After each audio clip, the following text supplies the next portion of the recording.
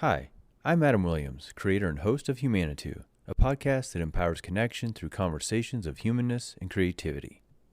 Today, I'm talking with singer-songwriter and musician Joe Johnson.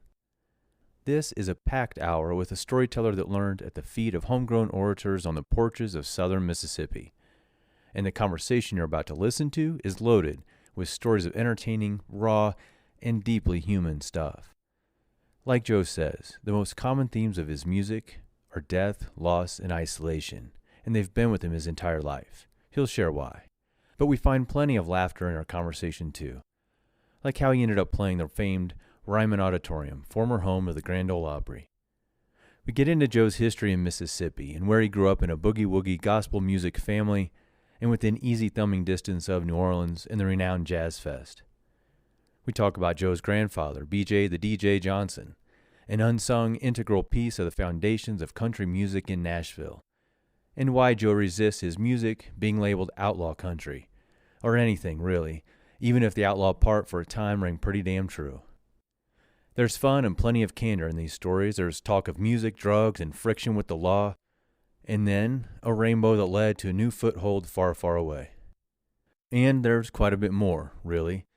Like I said, this conversation is chock full. It's got heart and humanity, maybe some jaw droppers, and just some really good stuff. Ladies and gentlemen, my conversation with Joe Johnson.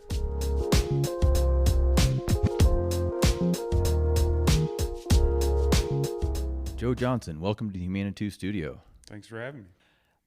I'm going to start off with where you grew up, because in all the bio stuff I've read, you grew up in Mississippi. I grew up in rural Missouri.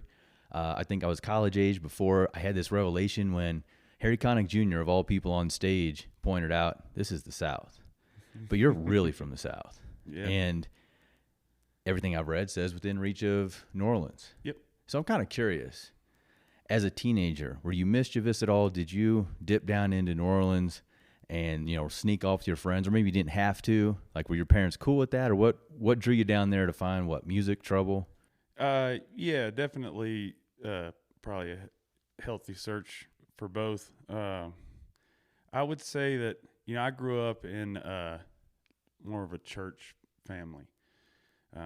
My, younger years were spent a lot of time in church. So Okay. I think when I became a teenager, there was the natural teenage rebellion that people go through, but there was this added dose of rebellion. I feel like it was apparent to me early on that there was a degree of control that I personally didn't jive with. Right. And as far as getting down to New Orleans, goes, I was going down there my whole life, so I really can't say the first things that drew me to New Orleans. I can say that as an adolescent, we partied plenty enough in the woods around Morgantown to not have to go to New Orleans to have a good time. And when I got, into my early 20s, I started going to New Orleans a lot for the music and the atmosphere, of music and creativity that's just oozing there. And as a matter of fact, probably, I don't know, maybe 23 or 24 is the first time I ever hitchhiked to,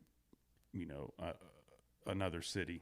I maybe thumbed a ride across town here and there. But anyway, I hitchhiked. I lived in a trailer that was right off of Highway 49, ran through Hattiesburg, Mississippi. And Jazz Fest was going on, and a bunch of friends were going to be down at Jazz Fest, and I wanted to go and didn't have a ride, so I just walked right out of the trailer up to the highway, stuck my thumb out, and ended up in New Orleans for 5 days. Oh, wow. Kind of bumming around. I slept in the park a couple of times, went to all kinds of shows, and, had a great time. Does anybody stand out for who you saw and heard there as far as like that really stuck, or was it really more about the overall experience? Because that sounds pretty incredible in itself, adventurous. Yeah, it was kind of the overall experience. The funny thing, the band that sticks out that I saw randomly, and they're not even a band I'm really that into. I just was kind of walking around the bars, and they were playing in this bar. It was the Counting Crows, and they were playing under some other name. They weren't calling themselves Counting Crows, and it was in a really small bar, like 50 people Max in this bar, and I just walked in to get a beer, and I'm drinking my beer, and I'm thinking, I think I know this song. This is like cover band, and I turn around and it's them. It's the Counting Crows playing the Mr. Jones song. Yeah, yeah. And I just thought that that was kind of random and exciting. I saw a lot of people that year. I saw, when I first walked in the gates, Widespread Panic was playing, which was kind of interesting. And then from there, I went and saw Third World, LL Cool J, Lucinda Williams, and Bob Dylan all on the same day. So it's pretty good day. Yeah, it's definitely not just jazz. No, like it brings together. That right there is quite a range. Yeah, on artists. My favorite, I think, tent always at Jazz Fest. I've been to several Jazz Fests, and much bigger fan of Jazz Fest than I am of Mardi Gras, incidentally. Okay. But yeah, my favorite tent is the gospel and kind of New Orleans soul gospel tent. Always a good time, constantly, And that was really a central piece in your family, right? I mean, you already mentioned the church upbringing, but your family was involved in gospel music, performing in those things. Yeah. I'm curious about that influence and what that experience was. Yeah. I mean, gospel music is how my parents met, for instance, was in a recording studio. Okay. Recording tracks for a group called the Gospel Pages, which I have a couple of their records at home. And then my grandpa did gospel music. My other grandpa, we went to it's called a Church of God, which is kind of like a sort of Methodist Pentecostal offshoot thing. It's complicated, but anyway, he led the music there. My grandma played piano, and it was like, boogie woogie gospel music. I mean, my grandma played like Jerry Lee Lewis on the piano. Oh wow! And so family get-togethers, holidays, and stuff was like gospel singing and harmonies and all these kinds of things. So it was always just part of who we were, the gospel music thing. My grandpa BJ was kind of the outlier. He did country music, country and rockabilly and bluegrass and things like that, and gospel music. But he was sort of the outlier. Was that considered a no-no at all? Like that type of music, like people would later think of other genres? Not to us. I mean, nobody. No, it wasn't. That kind of music wasn't the devil. I mean, it was probably maybe before I was born. I don't know. What kind of arguments my grandma and grandpa had over the kind of music he made.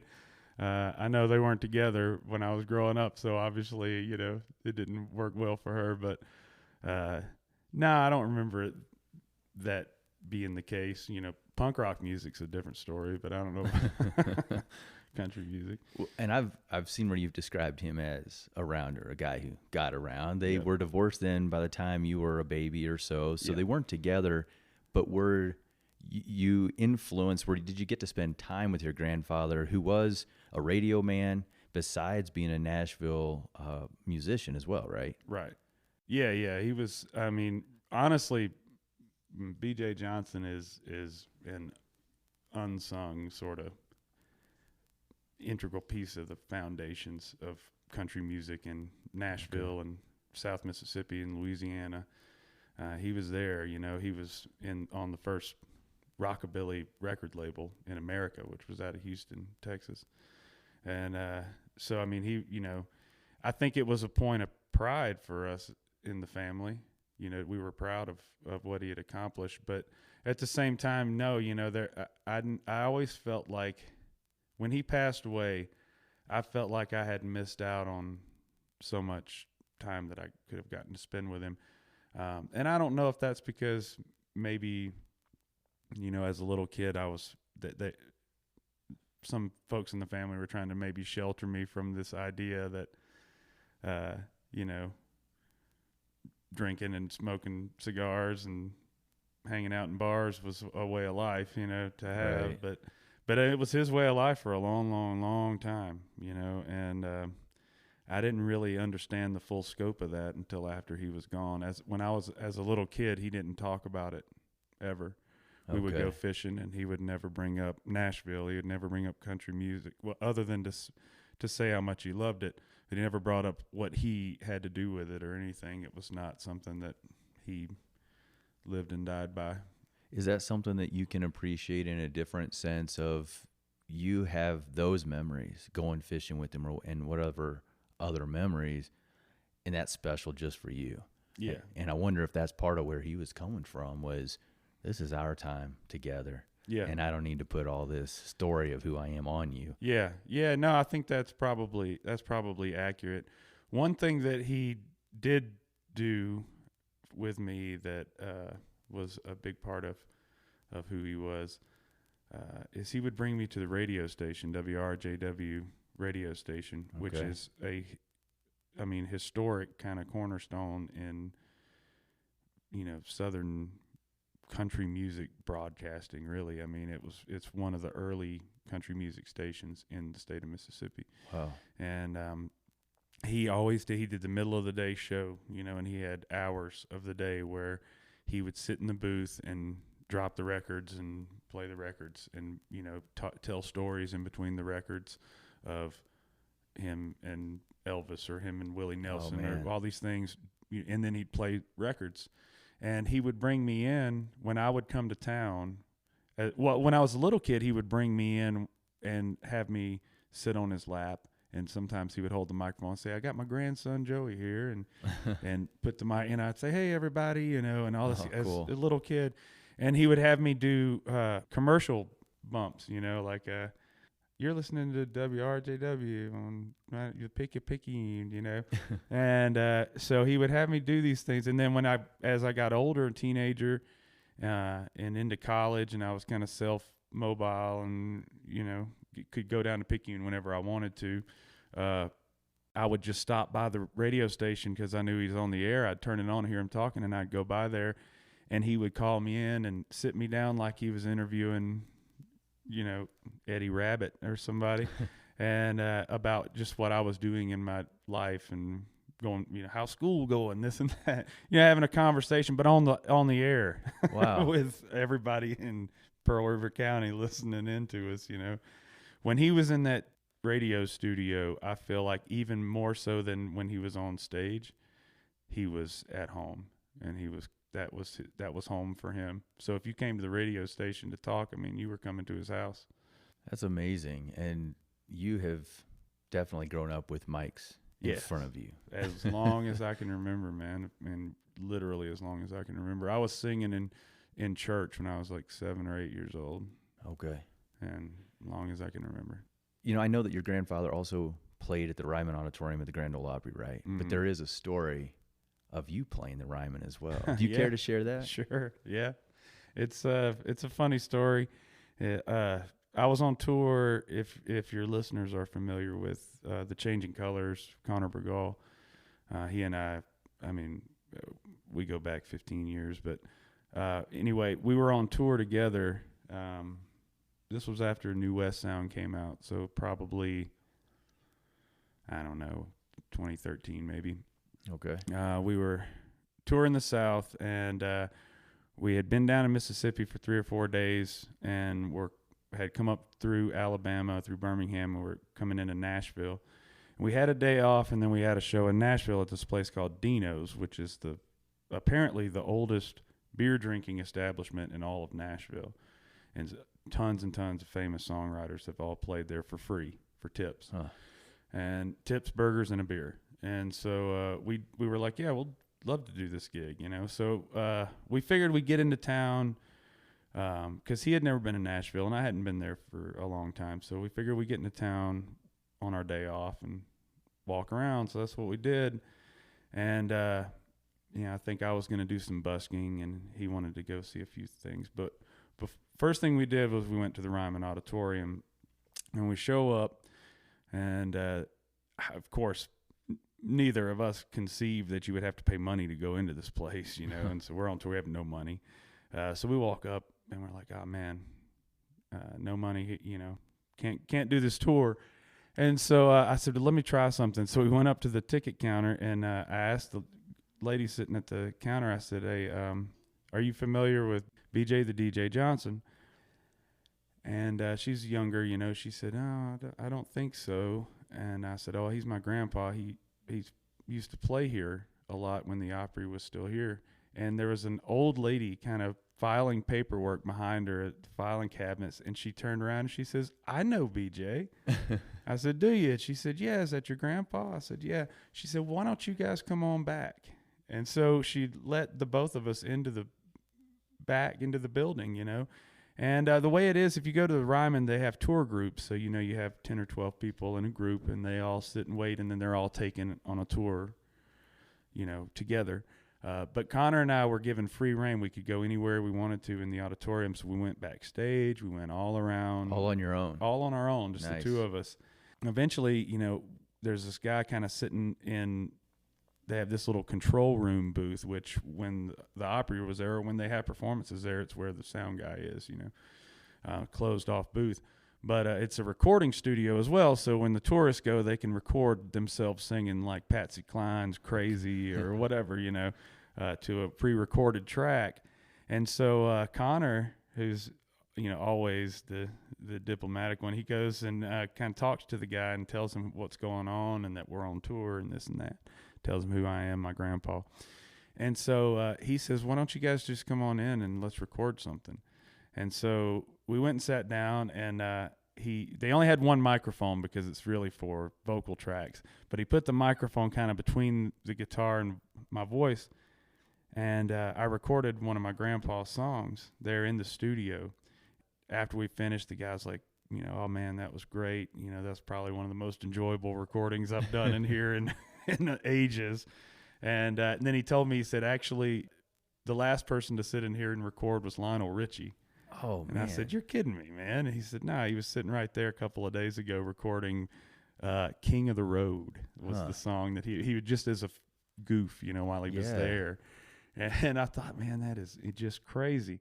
So he said, well, you know, there's nobody in here right now. There's no tour groups. There's like a tour group waiting to get started. You could probably get up on the stage there and sing a song if you wanted to. I said, are you serious? And he's like, yeah, I don't see why not. So we were like, great. So we went over to the stage, and, you know, I jump up on there, and I got my guitar. So this guy comes running up to me, and he says, what are you doing? I said, the other guy said I could play a song. I'm just going to play a song, and we're going to go get out of here. He says, man, you can't do that. I said, why not? He said, well, this is a set for taking pictures, for like souvenir photos. I said, I don't want a souvenir photo, man. I just want to play a song. He said, no, you don't understand. This is set up for souvenir photos. I said, no, I do understand. I don't want a souvenir photo. I don't care about a souvenir photo. Connor's got a phone. He can take a picture of me. I just want to sing a song. And at this point, Connor's rolling his got video phone. going on his phone. So there's video somewhere on his Facebook or something of this whole incident. And the guy says, listen, you know, this is for pictures. If you want to pay me to take pictures, you can stand up here and play as many songs as you want. But there needs to be an exchange of money here, you know, for you to get on the stage. And I'm like thinking to myself, man, even at the Ryman, it's still pay to play in Nashville, I guess. You know, you still have to pay to play even in a situation like this. And I'm arguing with the guy. Finally, Connor just says, geez, man. And he just pulls $20 out and says, here, dude, here's the $20. Take as many pictures as you want. So the guy finally relents and goes to his camera. And so I got to play a song. So I played a song called Warrior's Mind that I wrote. It's a gospel song that I wrote for some friends in a town called War, West Virginia, which is a whole nother story. But I played the song, and, you know, no microphones or nothing. The acoustics in the building are perfect, so you could just hear it everywhere. And, you know, I'm standing there singing, and there's lights, and there's the sign that says, you know, whatever, Confederate Gallery or whatever it says underneath the balcony. The picture I've seen 1,000 times right. growing up, you know, and here I am doing it and singing. And there was a crew of about 5 guys that were working on fixing some broken chairs. And there was about 8 or 10 other people that were waiting on their tour to start. And they all just went dead silent while I was playing the song. The guys stopped hammering. Everybody stopped and turned around and looked. And I finished the song, and it was this tiny little roar of applause from about 10 or 12 people. And there it was, man. I had just played the Ryman for my typical crowd of 12 people. But still, that feeling was like something absolutely. that's I'll never forget, you know. And I can't ever foresee a world where I will end up on stage at the Grand Ole Opry or at stage at the Ryman in front of a house full of people. But that experience meant just as much to me as anything you could imagine. So Yeah, for sure. Willing to have that story. yeah. And then we got out of there, and I have a souvenir picture of me playing on stage. Well, you better, right? Oh, After yeah, all it was that. $20. Yeah. Well, you are a storyteller and one with sense of humor. I mean, I've seen video of you doing this stuff on stage, you know, leading into songs. You do it with your songs. Mm. And I'm kind of curious about where that comes from, that sensibility for telling stories. You know, some people, I suppose, on a stereotype might say, well, in Deep South, this is a common thing. But I don't want to be that foolish and just say, oh, well, you're Southern.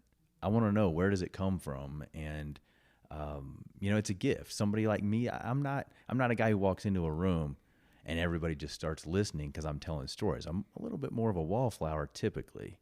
So I can really appreciate, and I see that as a tremendous gift. So I'm curious where that comes from for you, what it means to you to communicate in that way. It's just a Southern thing. No, I'm kidding. I mean, in a lot of ways, it really, really is. I think when I grew up, there were so many storytellers that I remember. And it was, you know, I would go ride around with my other grandpa, Charlie, who I don't ever hardly talk about enough, but you know, he was just as influential, if not more so, in my life than my grandpa BJ, because I spent a lot of time with my grandpa Charlie. He was a simple man. He's a ham radio operator. He used to work for NASA. Oh, wow. In communications. He's part of the Apollo missions, and really like an amazing, you know, low-key life that he never really bragged about. But, you know, I would go ride around with him a lot, and we would go visit this friend or that friend, or if I'd ride around with my dad and go visit this friend or that friend, you know, they'd sit on the porch, and, you know, just these couple of old guys, ambling their way through stories, and then just, you know, all these little, you know, recollections and things, and I would just sit there and soak it up, you know. And I mean, so not even mentioning, you know, your well-known Southern orators and storytellers like Mark Twain's or your Ernest Hemingway's or whoever, you know. Faulkner. He was Mississippi, William right? Faulkner, yeah, exactly. You know, not to mention those people, just your average old person, lady, man, whatever, their ability to just be a storyteller was something I just noticed my whole life growing up, and I always felt like that was really a part of Southern charm, so to speak. You know, is that the recollections of life growing up, but really like storytelling in music.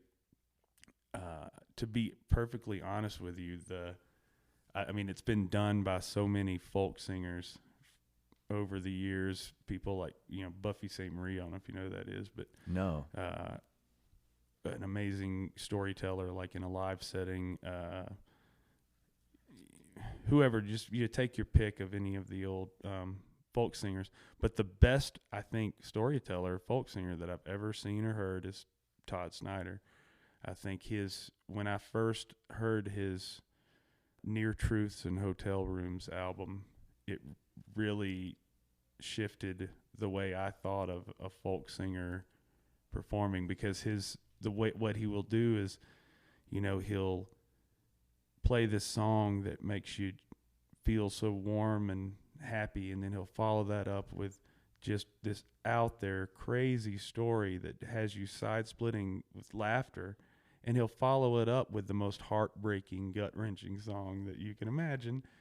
And, you know, he's got a different way of doing things now, but I'm talking about back in the early 2000s.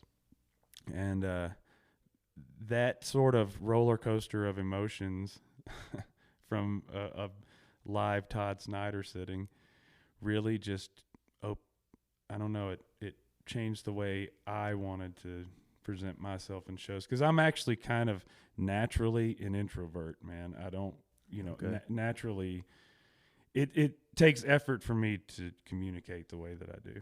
I understand completely. Yeah. And I think I did not foresee that word coming up from you. And I think that's probably because I'm an introvert. So I look at somebody who gets on stage and it's like, well, it doesn't even occur to me. You must be somebody who likes to perform. You've sought this out. But I completely understand. There, I think, is a perception of introverts that we are incapable of that sort of interaction. But rather, I think what we are is quiet. We're observant. We're thinkers. Exactly. And then it takes more energy, which we can choose and do, to assert in the ways we want to, in your case, sing, perform, for me to have Humanitou and have these conversations. Yeah. I think you're right on the money there. That's really what it's all about. I think to an extrovert, it's hard to understand, the perception of an introvert, but it is, I consider myself when I'm in a room full of people and I'm not talking, some other person might look at that as, maybe I'm not enjoying myself, or maybe, I don't want to be there, but that's really not what's going on. What's going on is more of an observance of the interactions that are going on in front of me. And sometimes thinking about how I can or don't want to, participate in that interaction, right. But it's not necessarily a bad thing. There are dark times, I think, for anybody who's spending a lot of time in their head, their head, or has trouble kind of communicating. There's definitely dark times. There's times where you wish you could communicate better. That's something that I feel like music has helped me in that way a lot. Okay. It forces me to communicate. I mean, it is communication. Like, my songwriting is very much personal. In a lot of ways. And even when I'm telling some narratives that I've just made up out of my head, there's still elements of my own personal experience in those stories, even if they're fiction. Okay. So, I feel like writing first gave me the ability to communicate outside of my own head, and then performing helped me open up a little bit, in a real sense, in like a nuts and bolts sense, and as sitting here talking to you sense. And over the years, I've done lots of interviews and things on TV or radio or podcast, and I feel like it becomes easier over time to communicate in that way. But early on, I had a lot of trouble with it, for sure. I was the kind of guy that I've always had maybe 3 or 4 good friends, right, and a lot of acquaintances. Yeah. And I had friends who would look at me and try to, like you're saying at a party or something, they think you're having trouble maybe engaging. You don't know how you're socially, I don't know, awkward or something as part of it, and try to introduce me to other friends. Like, no, I'm cool. Yeah. I'm good with just hanging out with the same 1 or 2 or 3 people on a more frequent basis. I don't need 50. Right. And that's part of why I set up Humanitou in the way that I do. I'm constructing this opportunity for conversations of depth. Yeah. That's why we talk about the things that we do here. Small talk isn't my thing. It's not where I'm interested, and I don't feel particularly skillful with it. Right. But I'm really curious about you as a person behind this music, and you as a creator with this music, right? Yeah.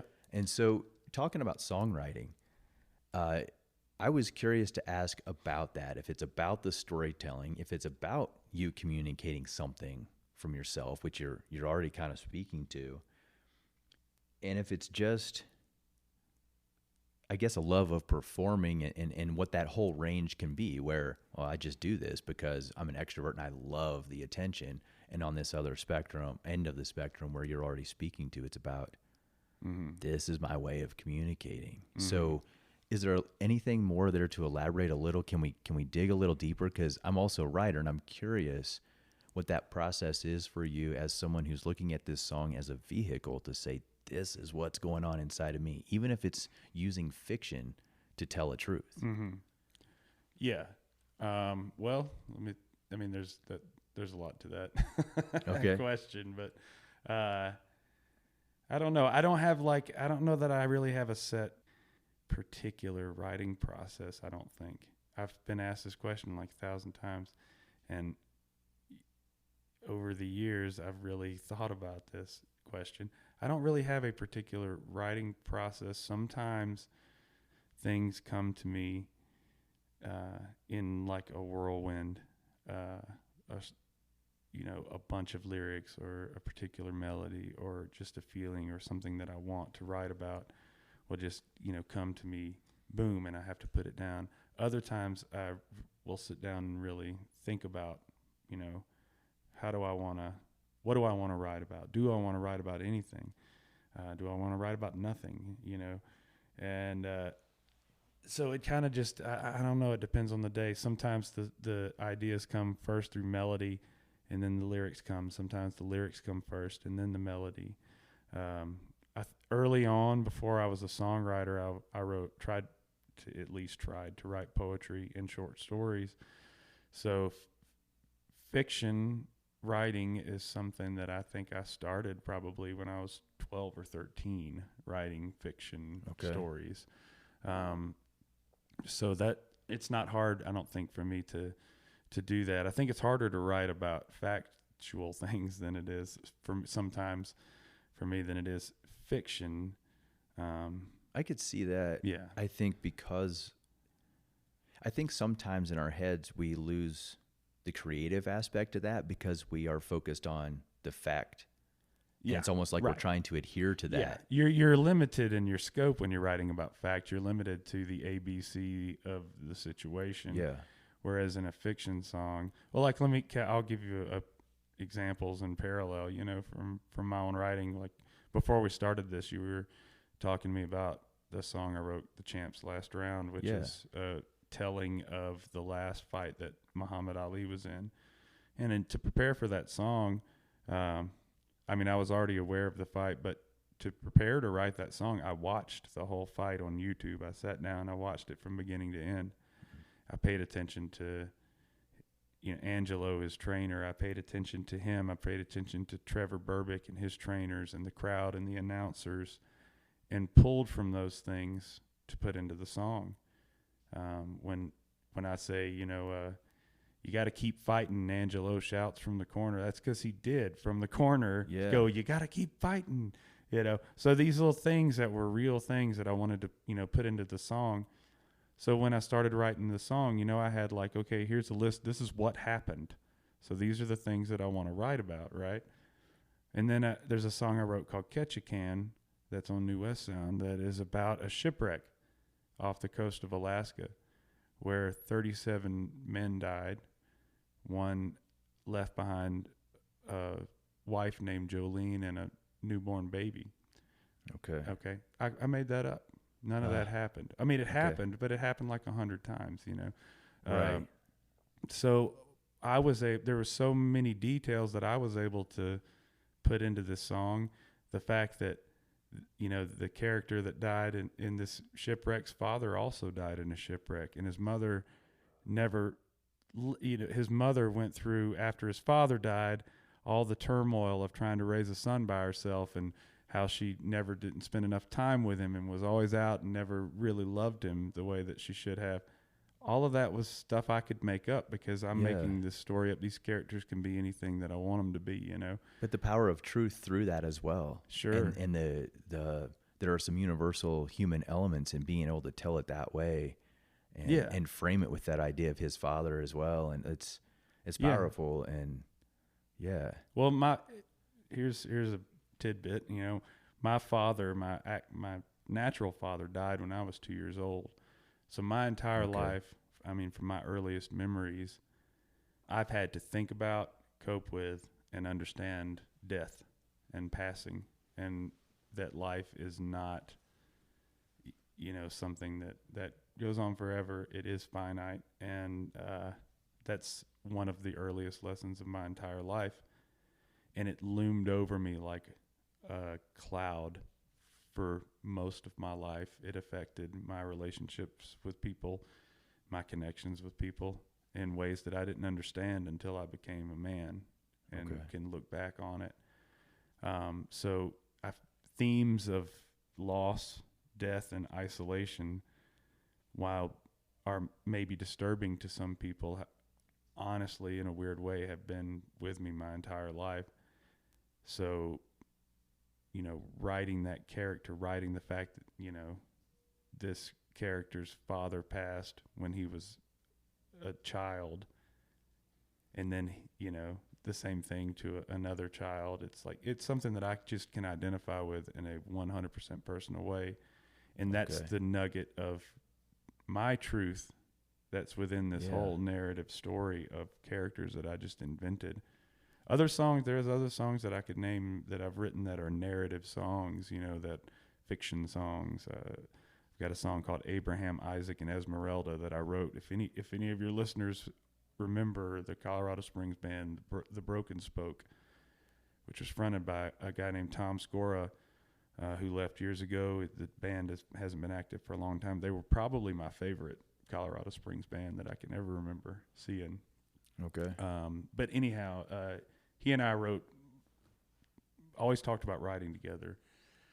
And one day I called him up because I was 2 verses into what I knew was going to be a long story and was stuck. And so he came over and we finished this song together. But it tells a story. It's like an old gunfighter tale where it tells the story of a character named Abraham who's in love with Esmeralda, who's the bartender at a bar. But Isaac is also in love with Esmeralda, and he waits to kill Abraham.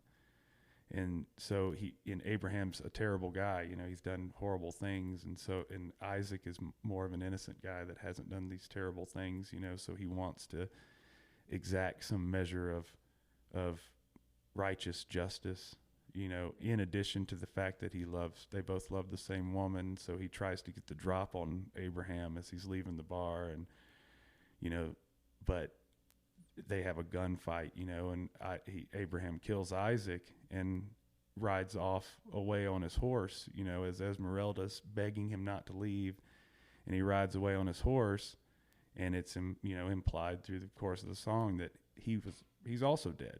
He's shot and killed also in the duel, and so as he's riding away, he dies on the horse. Completely fiction that we made. Completely made the story up from thin air, but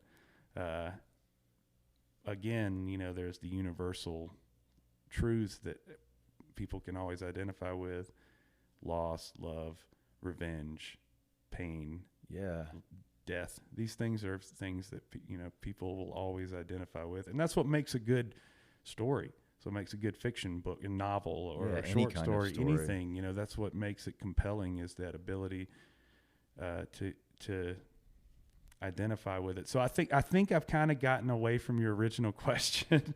No, I love hearing about the storytelling and the writing aspects, especially as a writer myself. So this is fascinating, and I'm sure we could go song by song and talk about it. Oh, sure, yeah, we could sit all day with that. Your music has been, depending, I suppose, on the song, right, fit into blues, to bluegrass, folk, Americana, roots, country.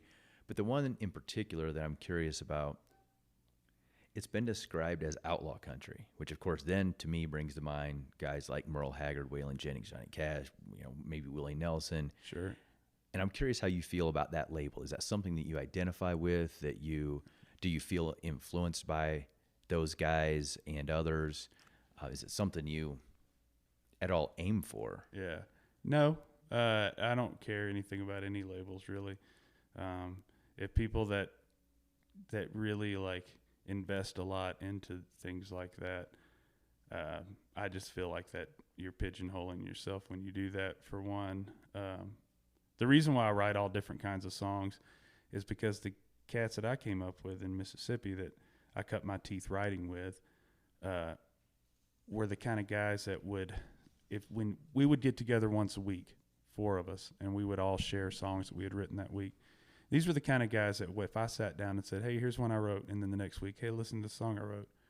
The third week I came and said, listen to this song I wrote. They would go, man, that's 3 country songs in a row. You should write a blues song, or you should write a soul song, or you should write a rock song. They were the kind of cats that tried to drive themselves to always be changing. We all came from punk rock backgrounds, and we were in bands together in high school, so it was like, the idea of constantly being in motion and change and individuality, is something that has always been a part of who I am and my music and the way I look at the music industry and business and performance and everything else. The other thing I would point out is that one of the best outlaw country songs of all time is Waylon Jennings' Don't Y'all Think This Outlaw Bit's Done Got Out of Hand. So these guys, before anybody was celebrating outlaw country, were saying, all right, pump the brakes here. Like, we're not actually outlaws. We've been, right. Some of us have never been to jail. So, when you're talking about outlaw country, if people want to call me outlaw country because I've been to jail, then that's fine, because I have. I've broken many, many laws in my 20-plus year music career. So if you want to call me an outlaw country because of that, cool. But I don't feel like there's anything inherently outlaw about the music I make. It's just music. Or the attitude. My attitude is less outlaw than it is good old-fashioned Generation X middle finger to everything. It's not coming from punk rock. Yeah, it's not something that I don't get up every day and think like, what can I do today to piss somebody off, or what can I do to be controversial? I think that's lame. I think with people that do that are doing that out of some desire to be relevant or to be exciting or to be dangerous or whatever, more than they are doing that because it's who they are. Now, if you're doing that because it's who you are, cool, as long as that's who you are, But to me, I've been a lot of things in my life. I've been an outlaw. I've been an in-law. I've been, I'm a father now and a teacher. And I'm at a different place in my life than I was when I was 22 or 23 years old. Right. You know what I mean? So, but I mean, honestly, man, people can label me whatever they want. I really couldn't care less at all. I never think about it. Well, I'm curious not to go too far off track in here to whatever, but you say you've broken many laws in that music career time. Is there anything there that you're willing to share that there's relevance to be like, was this just good old fashioned mischief, or were you just going off the rails a bit with something? I don't know, man. I wonder what the statute of limitations on some things are. Well, we've already talked about truth in fiction, so maybe this is fiction. Yeah, all right. Well, let me see, man. Let me tell you a story about this guy named John. He's a singer-songwriter. He was in this band, and they went on tour through the South, and those guys really liked to have a good time. They were young, and they were kind of a party band, So they really liked to have a good time. And the place they lived regularly, had a lot of marijuana, a lot of mushrooms, LSD, alcohol, all the things that these guys like to do. Well, they decided they were going to go tour the Southeast, which is a more difficult place to find these things. So these guys decided to load up an old camper trailer with all their music gear, and then inside that camper trailer, they hid some drugs and trucked these things across 17 states, most of which you could get life in prison for being caught with the things that they had. So they're in Fayetteville, Arkansas, and John is walking down the street with his keyboard player, who we'll call Bob. And the two of them are just minding their own business. They've just played a gig. They're on their way to the van to load up and get out of town. And they're stopped by the cops. Cops shake John down because at the time John had really, really long dreadlocks down to his waist. and real long beard. So they shake him down. He doesn't have anything on him. And his friend, who just happened to have like a little bit of weed on him, they shake him down too. This is just walking down the street, mind you. Let's throw away all constitutional rights here, and we'll just search you because you look funny. And so they found a little bit of weed on him. Well, then, maybe one of the other guys in the band might have started spouting off about their constitutional rights. And next thing you know, it's a kind of a situation. So those guys had to kind of try to talk their way out of it. Luckily, they had a manager there with them that was able to kind of smooth talk things over and get them out of the situation. But John might have gotten in the truck and hauled a life sentence right through the state of Arkansas at 4:00 in the morning, run out of town in Fayetteville, Arkansas by their entire police force. When they were on their way out of town, at every stoplight, stop sign, there was a police cruiser. Every single one. Wow. It was the most, I would imagine, if it were me, it would be the most nerve-wracking experience someone could ever possibly imagine.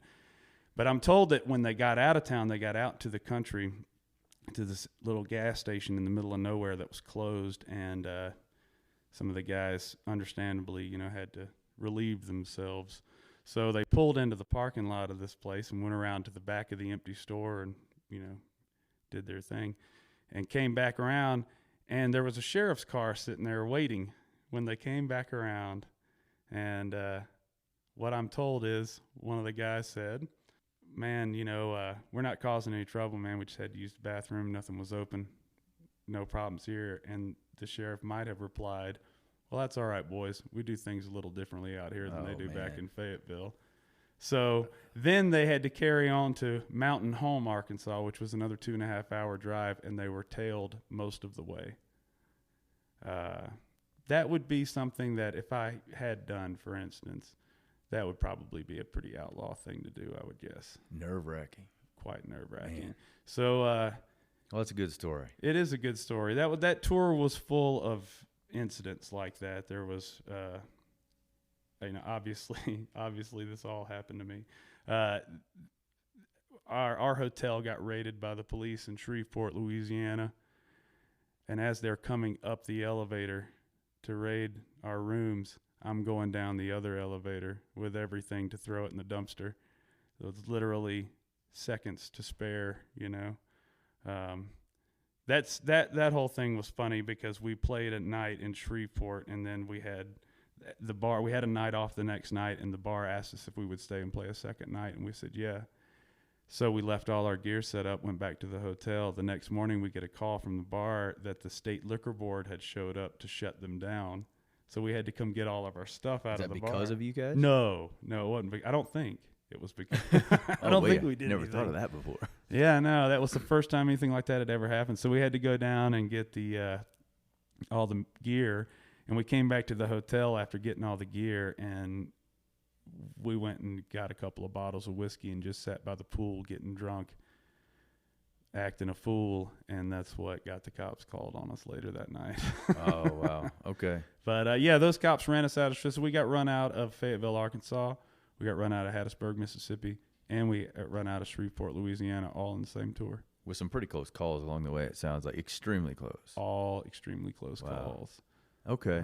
Well, that's a good sample. That was a long time ago, man. I mean, and all jokes aside, I feel very fortunate to have survived incidents like that in my life, and several. For sure. And, man, I didn't survive some. I did go to jail a couple different times for possession and disorderly conduct and various other things that in my youth I was very much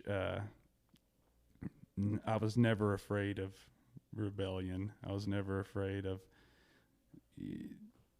doing something dangerous. But man, when I had children, everything kind of in my life changed. All your priorities shift when you have a kid, and I've got 2 of them now. And it's been a number of years since I've been that outlaw. Yeah. Well, and I've seen that you've mentioned, actually, it was in a recent Instagram post that you mentioned being clean for 15 years. Yes. I also have seen that you moved from Mississippi Wait, to can I clarify something? Yeah. I've been clean from pharmaceuticals for 15 years.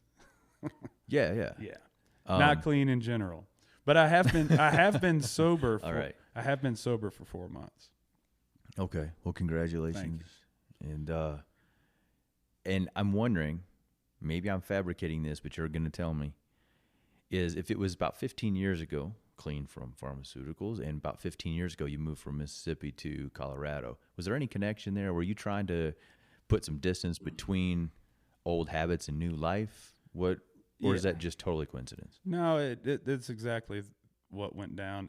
Well, there's a combination of that and some coincidence. Basically what happened, as I mentioned before, there was a group of 4 of us that would get together once a week and write. And we had all been to high school together.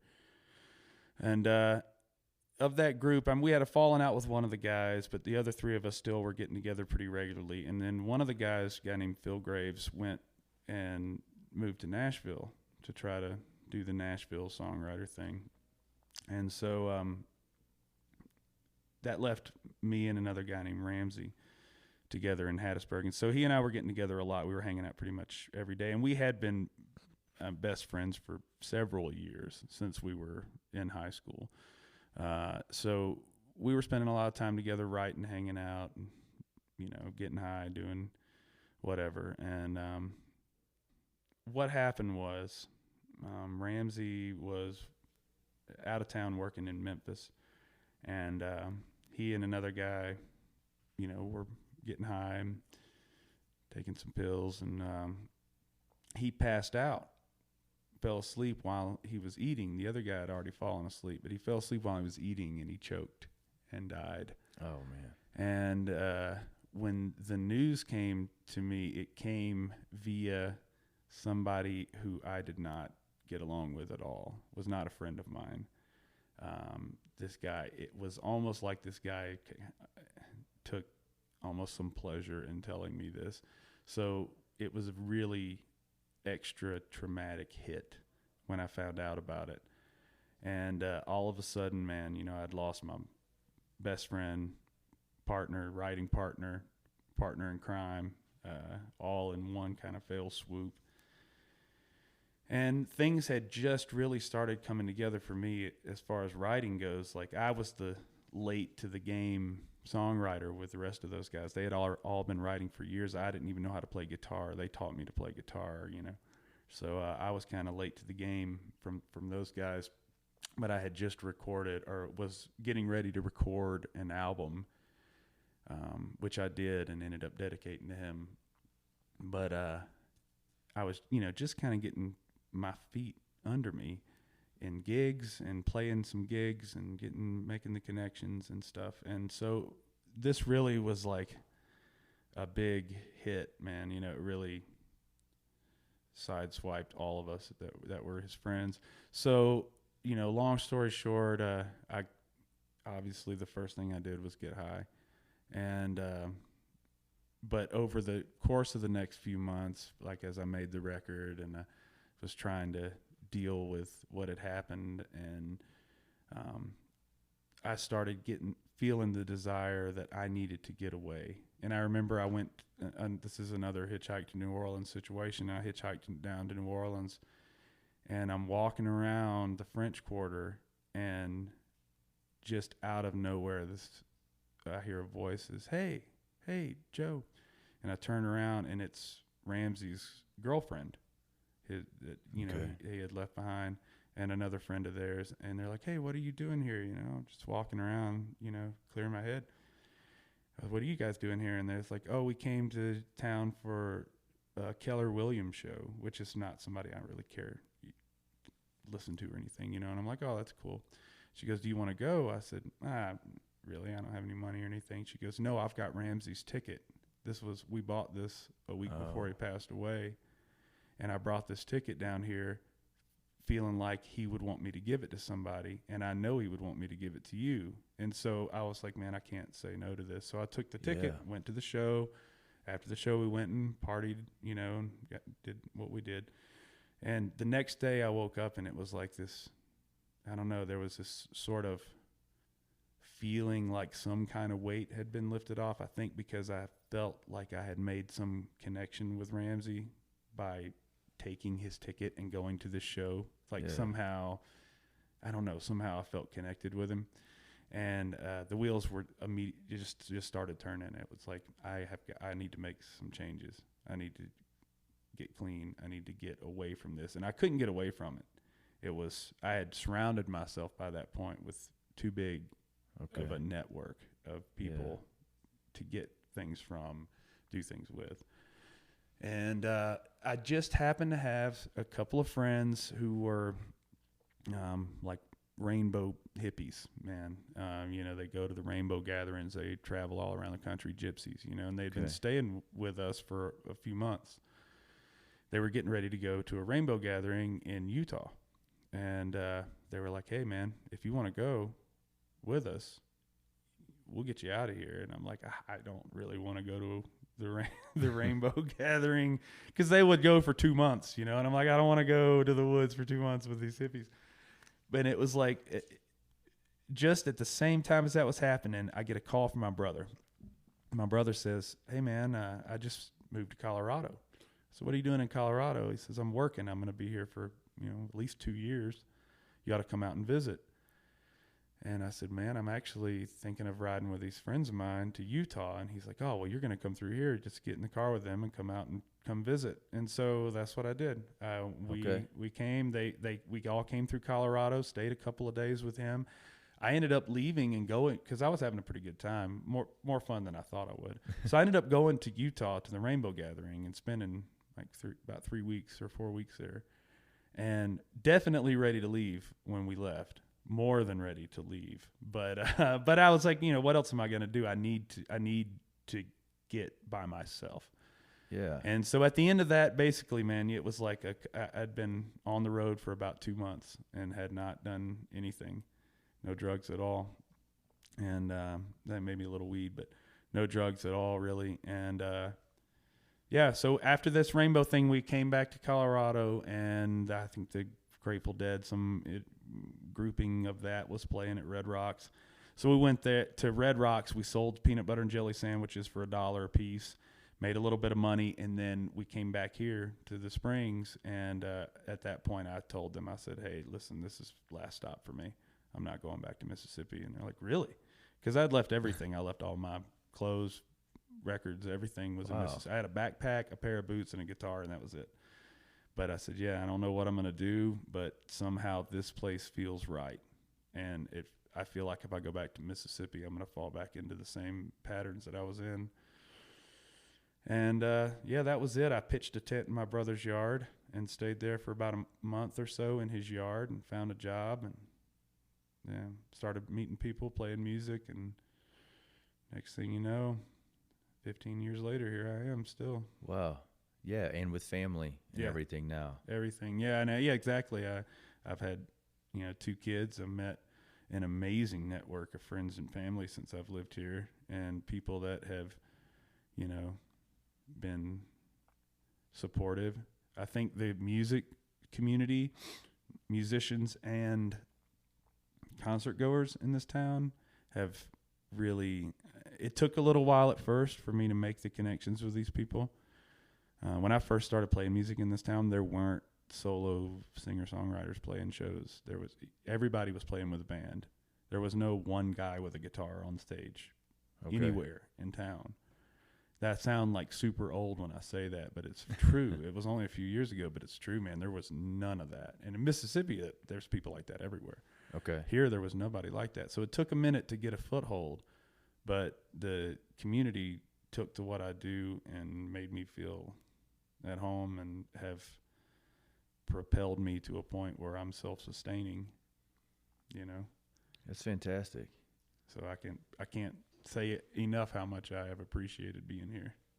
And that turn, that pivot point in life, that even though it took a couple of months when you're going out to the Rainbow Gathering and all these things, but ultimately to recognize that feeling, all my stuff's back there, but you know what? My future's starting here. Yeah. That's exactly That's amazing. Yeah, it was the feeling, man, that I'll never forget that first time I walked from my brother's house. He lived in Manitou Springs. And I walked from his house down to Manitou. And I walked the circle of Manitou Avenue up and down from the park to the other park and back, from Soda Springs to Monument Park. And I'll never forget that feeling of like, I've been a lot of places, but man, this is a place. Like, Yeah. This is really a place. There's a feeling here, and energy and emotion.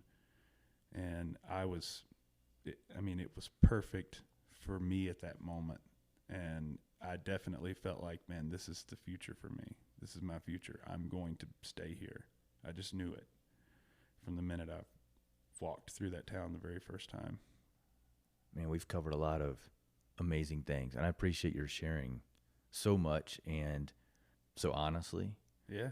And this brings us to our last question, which I ask everyone, and you can take it how you take it, answer it how you answer it.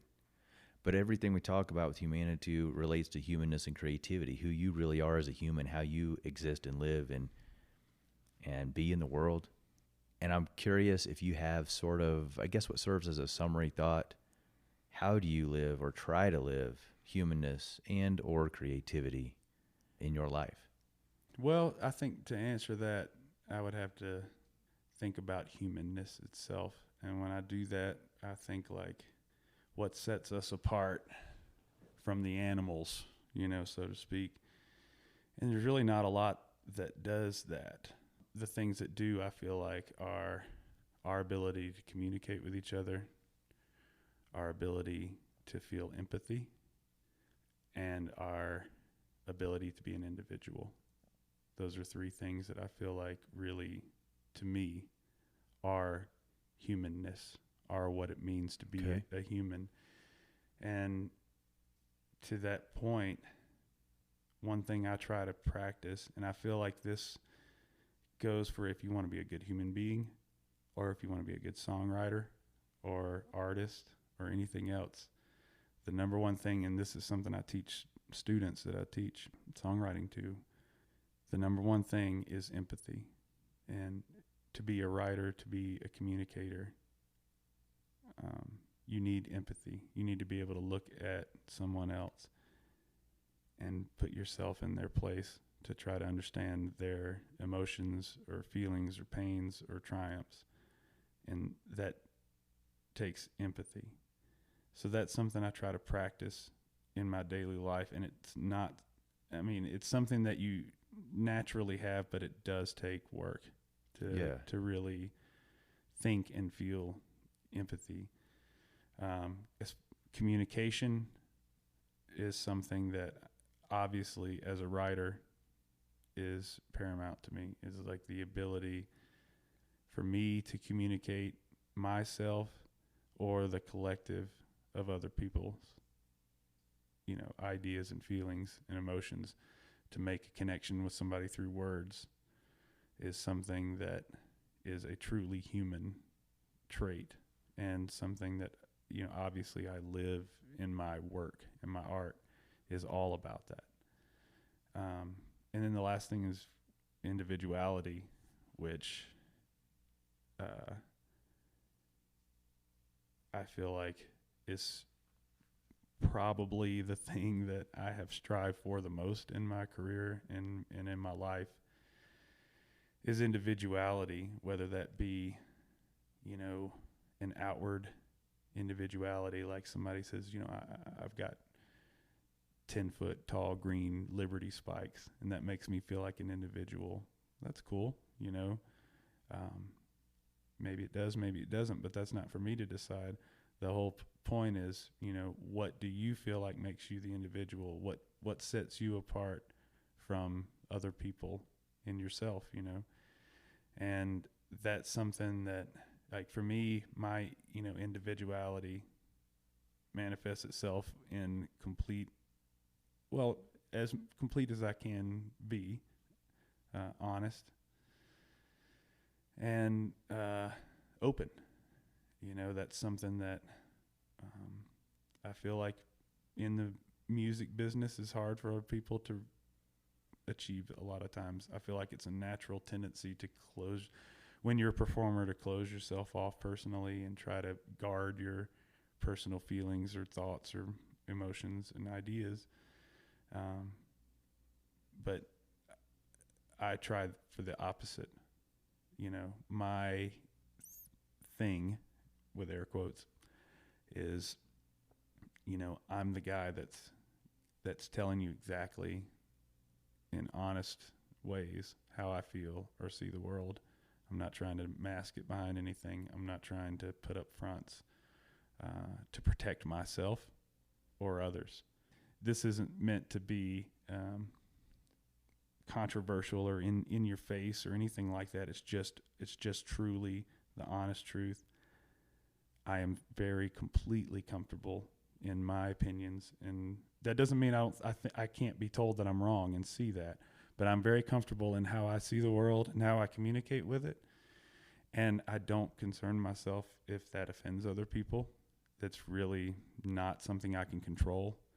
Right. I can only control how I act or react. I can never control how other people act or react. Yes. And so I try to let that go, and I tell you, I communicate and express myself in the way that is true, feels true to me, and try to not really worry about the consequences all that much. Like I said, that doesn't mean I'm an asshole. I'm a nice, kind, empathetic person, but I am an individual, and whether that's good or bad, however that sits with other people, is really up to them. But to me, as long as you're an individual and empathetic and you communicate, then, you're living humanness. And so that's what I try to do, man. And, anybody that knows me knows that. And that's why I was really excited to sit down and do this with you. One thing about radio interviews, they're always very contained, and they have a very short amount of time, and there's only certain questions that get asked and only certain things that get answered. And I really enjoy the openness of a sit down and talk like this. Well, good. And hopefully my ramblings have entertained somebody out there. I appreciate it. Yeah, this has been fantastic. Yeah. And Joe Johnson, thank you very much for being part of this conversation, ongoing conversation of humanness and creativity with me and Humanitou. Thank you. Yeah, my pleasure. Thanks for having me. Joe Johnson, y'all, in today's Humanitou conversation of humanness and creativity. Leave a comment and tell your favorite part of the conversation with Joe at Apple Podcasts. If you have feedback on this conversation or the Humanitou Podcast series that you'd like to share with me, send me an email at adam@humanitou.co or reach out by Instagram DM at Humanitou. As always, I welcome your subscribing and following the Humanitou Podcast and sharing it with those close to you. Together, we can cultivate a more thoughtful, kind, and creative world. The Humanitou Podcast is available wherever you listen to podcasts, and it's always ready to go on our site at humanitou.co. And now's the time I ask you a question. How are you living humanness and creativity in your life? I'm Adam Williams, creator and host of the Humanitou Podcast. Thank you for listening.